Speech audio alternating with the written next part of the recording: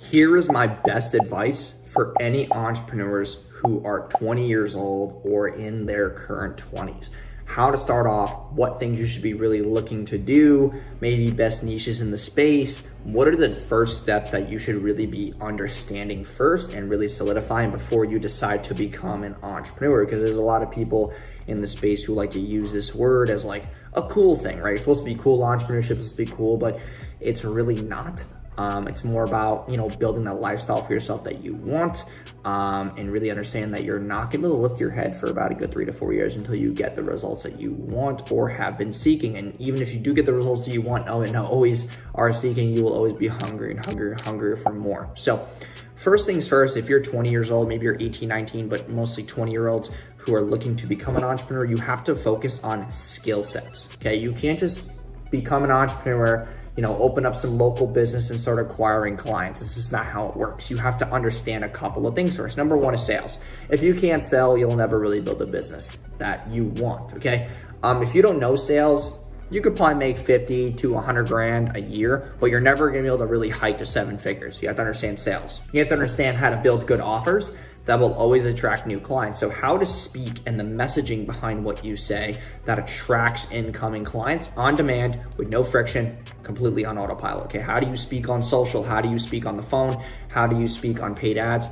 What are the things that you need to be having in an offer to make sure that it forever crushes and always is getting new clients into your ecosystem?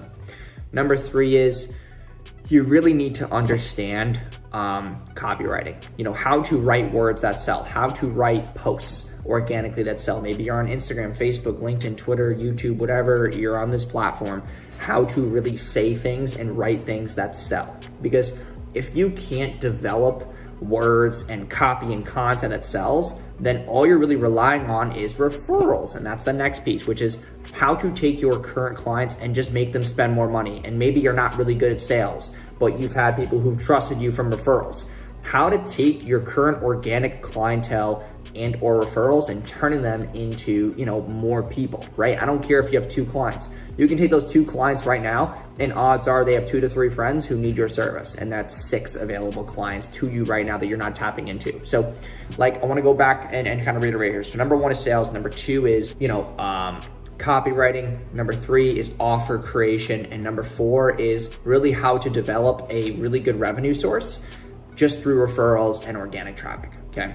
Number 5, what you should really be focusing on is a niche that solves a massive problem that is not affected by another virus or a bad economic collapse. And it's kind of hard to find those 2 things because we've kind of learned our lesson. Gyms have learned their lesson where it's like, hey, COVID happened, we lost a bunch of members. We're not really able to make as much money anymore. Our reoccurring is falling, our MRR is falling below, standard. We can't really make more money because people are scared to come to the gym. The other side of the coin is that if an economic collapse happens, right, does your business survive or die? And in my opinion, even if it was a recession, business owners, even though they're making less money, they still need to advertise because if there's a recession, it's cheaper, right? Money is now, I guess you could say, more valued, right? If we have a recession, that's a devalue of money, so advertising would obviously go down. If I'm sitting in this position right now and we're spending, $150,000 a month in ad spend and a recession happens, I'm going to spend $300,000 a month, $400,000 a month in ad spend because now what is it? It's more attention for a cheaper cost. So, right now people are complaining about the heightened ad costs of Facebook, Google, and other traffic sources, and it's because inflation was just 9% year over year. So it's usually people say inflation is 2 to 3%. But recently it's been 8.5%. If you're not an economist, I'm not, okay, either. But I mean, for me, being in, just not the financial literacy space, but just being a little attentive. If you're making, let's just say, right, for example, right, you're making $20,000, $30,000, $40,000 a year and you hear 9% inflation rates, that should worry you because technically your money is now worth 4 times as less than it was because usually inflation is 2% year over year. At an 8.5, you're basically making 1/4 of what you were already making because the economy is now changing, gas prices are higher, things are becoming more expensive. I remember when oh man, maybe 3 to 4 years ago, you know, if I went out to a bar, right, for example, these are the small things that you pick up on. You know, you go to a bar, you get a nice drink, right? I used to pay, you know, $6-7, you know, for a rum punch or a rum runner, for example. Now it's like $11 to $13 for those things. So it's almost like doubling in cost, because what is labor higher? Minimum wage is higher. All these things are evolving in our economy, and a lot of us are ignoring it because maybe it's not affecting you, right? I don't think it affects me. Obviously it doesn't. I really don't care about like small change like that. It's just that at a macro scale, if you're running a business and your materials are going up, your COGS are going up, now you need to understand faster fulfillment, retention, you know, your KPIs as a business owner, because if it costs you twice as much to fulfill now because of COGS being higher, now you have to focus more on retention and sales, how to convert more people to your front end, how to convert more cold leads into warm, hungry buyers.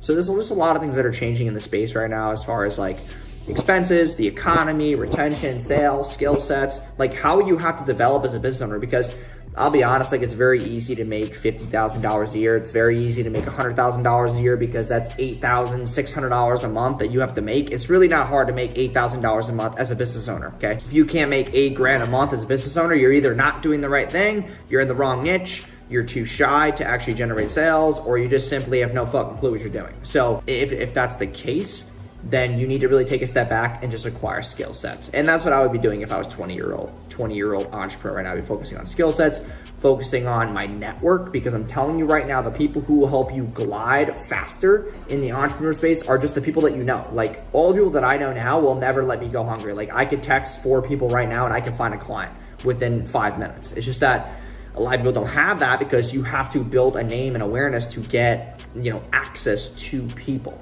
So it's really a majority of people and skill sets. And I'm not telling you to go buy courses and like trainings. You could really learn these things on your own. You could just go on YouTube, it's free. Like I post a lot of dope content about, you know, scaling Shopify stores. I'm doing my challenge right now. Like I'm revealing a lot of stuff that's in most paid courses right now, and it's completely free. So I just think that skill sets and people are gonna be the most, you know, important things for you.